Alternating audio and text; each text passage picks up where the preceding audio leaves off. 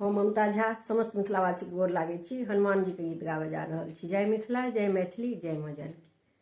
जगा दे हनुमान सुतल राम के, जगा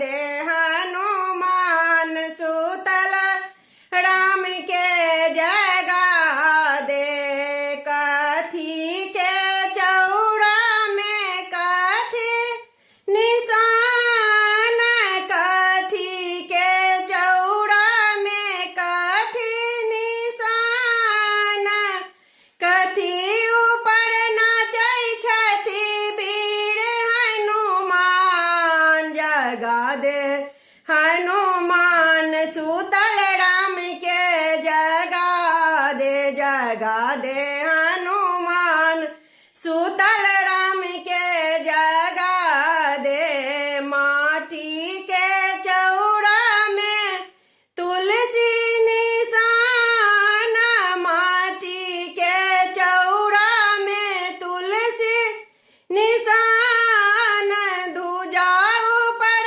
नाचै छथिन वीर हनुमान। जगा दे हनुमान सुतल राम के, जगा दे हनुमान सुतल राम के, जगा दे।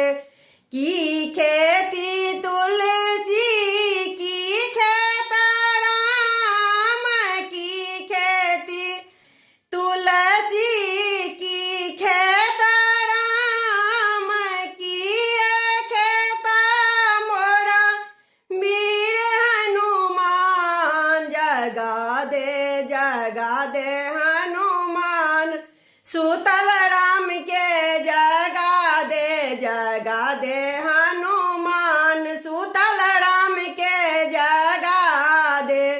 जल पीती तुलसी फल खेत राम, जल पीती तुलसी फल खेत राम, रोट खेत मोरा वीर हनुमान, रोट खेत मोरा वीर हनुमान।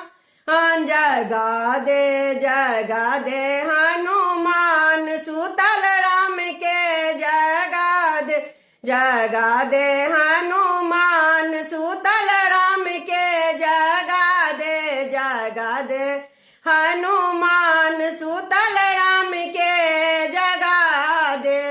धन्यवाद।